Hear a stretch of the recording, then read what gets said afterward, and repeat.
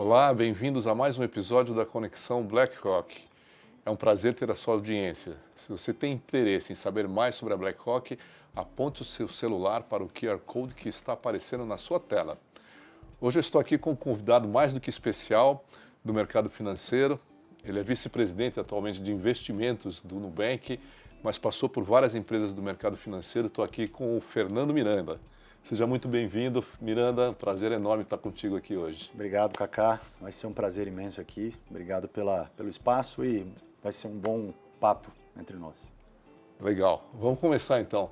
Primeiro, bom, como não podia deixar de ser, né, Miranda, vamos começar falando um pouco sobre você, sobre a sua trajetória, não é? Você, mercado financeiro tantos anos, de repente você juntou mercado financeiro, tecnologia e está aí, né, sem dúvida nenhuma, numa instituição que está revolucionando o mercado de fintechs, né? Então, hoje muito mais do que fintech, inclusive. Então, me conta um pouco aí sobre essa sua trajetória aí fantástica. Boa. Não, eu tenho 24, 25 anos de mercado financeiro, então esses cabelos brancos aqui ele já conta um pouquinho, mas mais ou menos uns 12, 13 anos de banco digital, de fintech, esse mundo que a gente juntou, né? Eu comecei a carreira, passei 8, 10 anos no Citibank e assumi o Citibank na Suécia, Estocolmo. Basicamente ali já era o começo de um internet banking, banco digital, sem agências. Eu vendi o banco lá para um banco sueco e acabei passando 6 anos como CEO desse banco. Foi uma primeira experiência muito bacana de banco digital, porque a gente tinha operações tanto na Suécia, Estônia, Letônia, Lituânia, e os países nórdicos são muito avançados no que tange a empreendedorismo, inovação, esse tipo de coisa.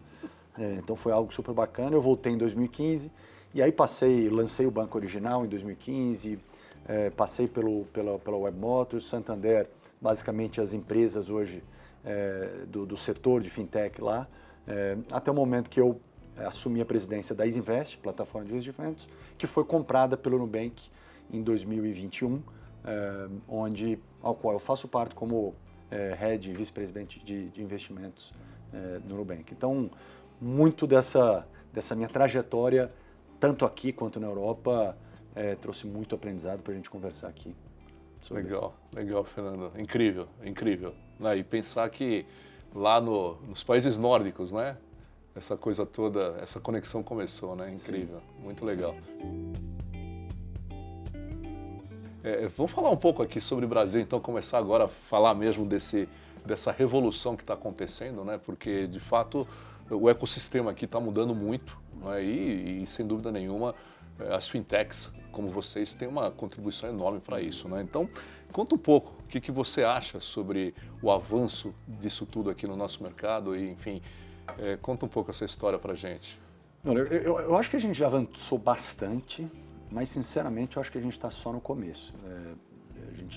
Eu acho que o Brasil vai passar nos próximos 5, 10 anos uma revolução no mercado financeiro através de tecnologia, né? A gente fala muito em fintechs, bancos digitais, mas cada vez mais os ecossistemas eles se juntam, né? Hoje em dia você tem marketplace e e-commerce com braços digitais, os bancos digitais hoje começam a ofertar produtos e serviços não financeiros dentro das suas plataformas. Então é algo que vai mudar muito, a gente vê parte disso acontecendo já há algum tempo. Tinha uma época que o pessoal China achava que era o contrário, né? Que exatamente. O e-commerce ia vender produtos financeiros, exatamente. Né? E também está acontecendo o inverso agora, né? Então você tem os dois lados meio que juntando. Do ponto de vista da evolução desse mercado no Brasil, é muito positivo. Então a gente vê sinais claros nos últimos anos de benefícios imensuráveis para os clientes. A usabilidade mudou drasticamente, os custos, né? Como os bancos digitais, os fintechs, têm custo de servir muito menor, né?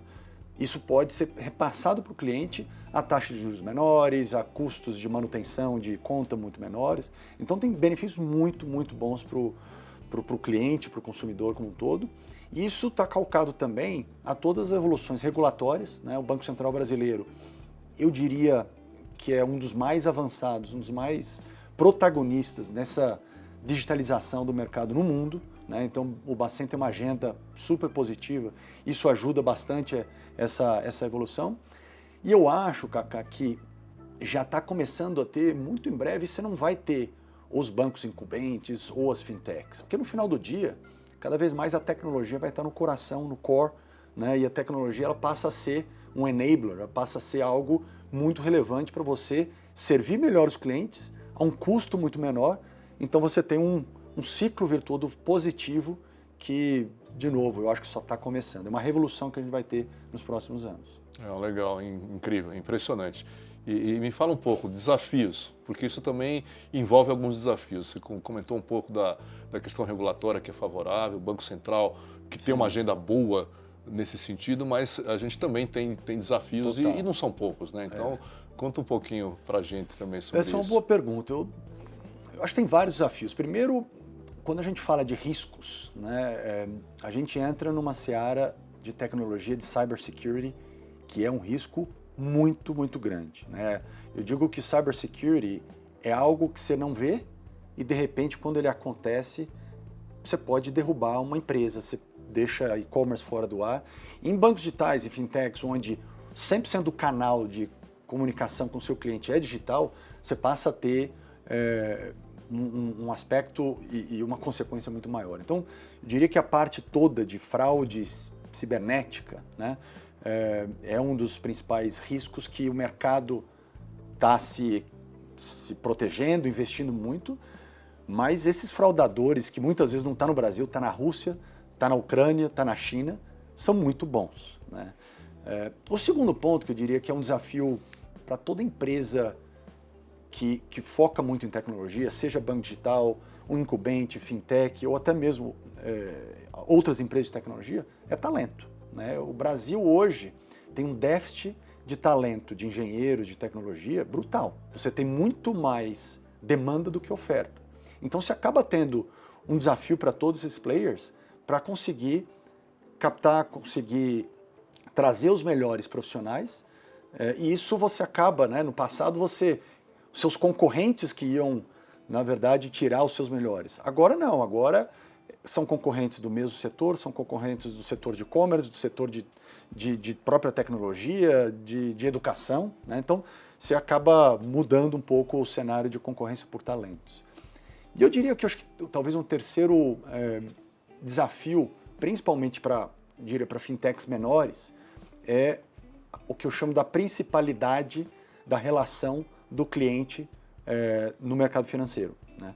Quando você é uma fintech com apenas um produto, fica mais difícil você conquistar a lealdade e a principalidade, ou seja, ser o principal banco, ser o principal instituição financeira para esse cliente, porque você só tem um ou dois produtos.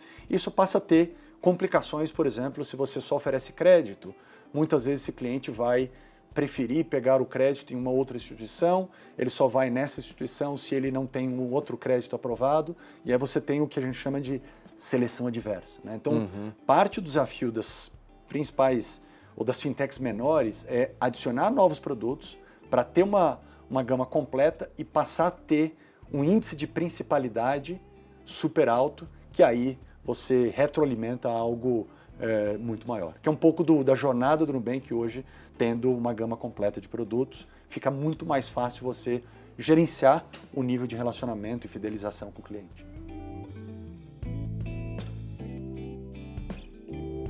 Vamos falar, você falou um pouco já que é o que o Nubank tem hoje, né? Então, vamos falar um pouco sobre essa história do Nubank, né? Então, a gente vê, né, a evolução é uma coisa incrível, né? Então, vou falar aqui até alguns dados públicos, né? Dados lá que estão lá no Banco Central, que dão conta, por exemplo, que hoje vocês têm a quinta maior base de clientes, são quase 65 milhões de clientes que vocês têm, dado de outubro, né? Se não me falha a memória.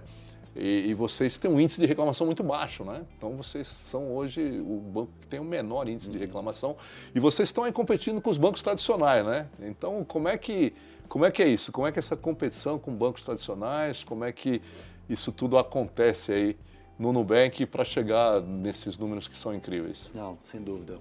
A gente, segunda-feira à noite, a gente foi ao mercado para os resultados do terceiro trimestre, né? Onde a gente anunciou a marca de 70 milhões de clientes entre Brasil, México e Colômbia. Então é algo super relevante para uma empresa que começou em 2014, né? Estamos falando em 8 anos, é muito pouco tempo, né? Eu acho que o principal ponto, né, e até essa jornada, né, a gente ficou entre 2014 até 2019 desenvolvendo basicamente 2 produtos de cartão de crédito, conta, e depois começou uma estratégia de multiprodutos. E o foco foi muito grande em 2 aspectos importantes. Primeiro, como é que se cria uma cultura muito sólida, muito raizada e calcada na obsessão pela excelência do cliente, né? Então, parte dos nossos valores, nós queremos que os nossos clientes, nossos fãs, nos amem fanaticamente. E isso é algo que é muito importante estar em cada canto da nossa experiência, dos nossos colaboradores, da nossa estratégia. Porque quando você começa a crescer, é muito fácil você perder a essência da cultura. Então, no Nubank investiu muito tempo, muitos recursos para ter uma cultura muito sólida, calcada nessa excelência de servir. E o segundo ponto é escalabilidade, né? Como você mesmo comentou, para você servir de uma maneira boa, com qualidade, você tem que ter uma tecnologia muito forte, capaz de escalar de 1 a 10, a 15, a 20, a 70 milhões de clientes. Então, essa combinação de uma cultura muito forte, calcada nessa excelência, obsessão pelo cliente, e uma tecnologia que consegue escalar isso de uma maneira eficiente e de uma maneira muito positiva, eu acho que são um dos principais fatores do nosso sucesso hoje. Miranda, vocês começaram lá mais focados em cartão de crédito, conta corrente, não é? Aí estava ali, muita gente, até brinquei quando você chegou aqui, né, com o cartãozinho roxinho, né? Então, vocês usaram muito essa estratégia. Tem alguma razão? Isso foi... Como é que foi essa história aí de focar primeiro esses 2 produtos? Primeiro, assim, o cartão de crédito, na época, era algo onde a gente via um produto na mão de muitos brasileiros e, na nossa visão, muito mal gerenciado, né? Você tinha concorrentes com NPS muito baixos, você tinha taxas exorbitantes. Explica aí NPS para a galera. Bom ponto. É o Net Promoter Score, isso é uma medida de satisfação do cliente super importante, onde basicamente você dá nota, qual a probabilidade de você recomendar este produto, essa empresa, para os seus amigos, né? Legal. E um NPS alto, obviamente, é um percentual muito grande de clientes recomendando o seu produto ou a sua empresa, né? E a gente via isso uma oportunidade muito grande de disruptar esse mercado, né? O fato de ter poucos produtos no começo, cartão de crédito e conta, era muito para garantir foco, né? Porque muitas vezes quando você é uma empresa menor e começa a querer entrar em várias avenidas diferentes, é natural que você perca o foco, é natural que você não consiga fazer de uma maneira bem feita. Então, a estratégia do Nubank foi: vamos fazer muito bem feito esse produto, depois vamos fazer muito bem feito esse segundo produto, muito calcado no que eu coloquei, de ter uma cultura próxima, uma excelência de servir o cliente. Isso, como você mencionou, tem resultados de muito pouco nível de reclamação do Banco Central, o NPS, né, esse índice de satisfação do Nubank, é um dos maiores do mundo, não só em bancos digitais, mas é equiparado às empresas de maior nível de satisfação no mercado financeiro e não financeiro. Então, a hora que você foca em poucos produtos, com uma cultura sólida e esse investimento profundo em tecnologia, depois que você ir para uma segunda fase e adicionar outros produtos, fica muito mais fácil, porque você tem já uma base, né? Cultura, tecnologia, milhares de clientes amando essa empresa fanaticamente. Então, você adicionar um terceiro ou um quarto produto fica muito mais fácil para você criar essa estratégia de crescimento acelerado, como o Nubank. E aí vem a EasyInvest. Aí vem a EasyInvest. Veio a aquisição da EasyInvest, você veio junto com a aquisição e está aí também, não é? Também dados aí públicos, né? Sim. 100 bi em ativos sob custódia, Sim. não é isso? Conta um pouco sobre essa aquisição, essa forma como vocês chegaram no mundo dos investimentos, porque muita gente começou ao contrário, né? Começou pelo mundo dos investimentos e agora está querendo ir pelo outro caminho. Exato. Vocês fizeram essa outra caminhada. Exato. Então conta um pouco dessa história e se essa estratégia que vocês utilizaram para chegar na Isinvest vai ser alguma coisa que vai acontecer em outras verticais de negócios de vocês. Sim. Primeiro, assim, um ponto, é mais fácil você começar por banking e ir para investimentos do que o inverso. Você começar com investimento depois com banking é muito mais difícil, porque o universo, tanto de regulamentação, mas o universo de banking, de conta, de PIX, é muito mais complexo. O Nubank, na época, em 2020, basicamente, já vinha nessa estratégia de diversificação dos produtos. Os clientes pediam, poxa, Nubank, eu quero ter produtos de investimentos. Às vezes a gente chama, em vez de investimentos, é poupar, esse tipo de coisa. E foi discutido internamente o que precisava ser feito para fazer e desenvolver dentro de casa uma plataforma de investimentos completa, basicamente, com todos os produtos, né? Como você conhece muito bem, a plataforma de investimentos, diferente de uma plataforma de crédito, ele é muito mais complexa, porque o crédito você tem um crédito, é o crédito pessoal. Investimentos você tem que ter renda fixa, você tem que ter renda variável, você tem que ter equities, né, ações, você tem que ter os ETFs, você tem que ter fundos, você tem que ter uma gama completa. Tem que ter diversificação, você tem que né? ter Para dar diversificação. opções. E o mercado de investimentos brasileiro, eu arriscaria dizer quase todo o resto do mundo, ele é muito pulverizado no que tange a tecnologia e os fornecedores disso. Então, para você implementar um produto de fundos dentro de uma plataforma digital, você tem um trabalho, você tem que conectar com outros players, né, com administradoras, custodiantes. Para você garantir fundos, ações e ETFs, por exemplo, dentro, é uma outra gama de fornecedores. Você tem a Bolsa Brasileira, você tem que conectar. Renda fixa, a mesma coisa. Então, chegou-se à conclusão de que para fazer dentro de casa, de uma maneira bem feita, escalável e completa, ia demorar de 3 a 5 anos. E esse era um momento, em 2020, que o mercado de investimentos estava se disruptando, né? O brasileiro acordou para investir, o brasileiro tinha um pouco essa poupar, é algo que eu vou fazer depois, agora eu vou consumir, e mudou muito, principalmente com a queda da Selic, com o advento dos influenciadores digitais. Então, aquele era o momento onde você está no jogo de investimento de uma maneira rápida, era super importante. E aí veio o namoro, vamos dizer assim, com a Isinvest, onde a gente começou a conversar, e foi quase que eu brincava na época, que foi o ajuste dos planetas, porque a Isinvest tinha muito a cara do Nubank, já era uma empresa digital, sem assessores, já era uma empresa focada numa classe média, numa classe B, C e D, já tinha uma cultura um pouco parecida, muito focado em cliente. Então, a hora que a gente começou a conversar e começou a evoluir isso, foi algo quase que natural, né, de fazer essa aquisição, estratégia, que foi a primeira aquisição do Nubank de uma maneira mais material, né, desse crescimento inorgânico, e algo que, como você comentou, a gente saiu de 1 milhão de clientes, mais ou menos, no closing, e hoje passamos de 6 milhões de clientes, investidores, e hoje é a maior plataforma de investimentos direto, self-directed, né, sem a presença de um humano da América Latina, em pouco mais de um ano. Então, um crescimento meteórico muito calcado na base de produtos e ativos da Isinvest, com a base de clientes do Nubank. Você falou de América Latina.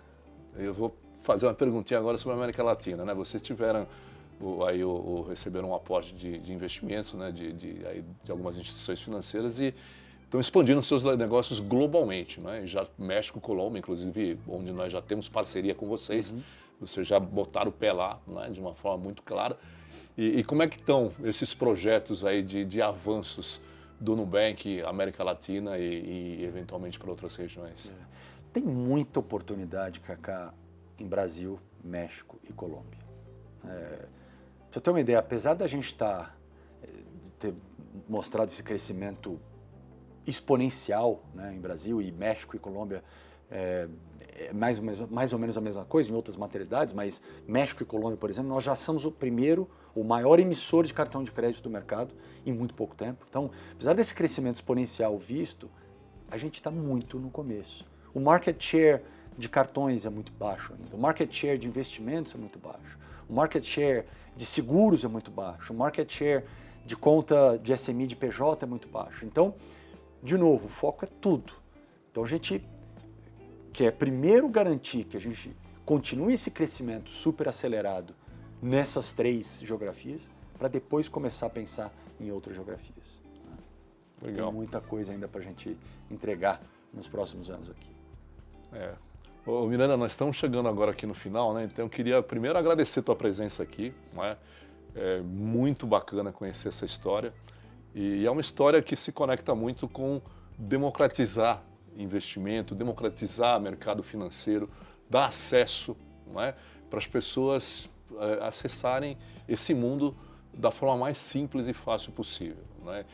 E aqui na BlackRock a gente tem aqui a nossa principal missão é ajudar as pessoas a conquistarem o seu bem-estar financeiro no futuro. E o que vocês estão fazendo lá é exatamente isso, né? Então, muito bacana conhecer toda essa história, essa jornada que é num espaço de tempo razoavelmente curto, vocês já terem conseguido todos esses avanços, né? E eu vou aqui encerrar, né, as perguntinhas. Vou fazer 2 perguntas para você, né? A primeira, essa nossa gravação está sendo feita agora um pouco antes da Copa. Não sei bem quando que vai para o ar, né? Mas eu queria ver a sua bola de cristal. Quem vai ganhar essa Copa?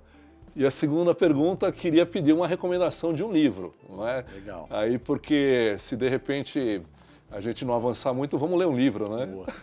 Então vou ficar com essas 2 para você aí. Eu acho que a segunda é mais fácil que a primeira, mas inclusive depois dá uma olhada a gente lançou dentro do app do Nubank o bolão da Copa.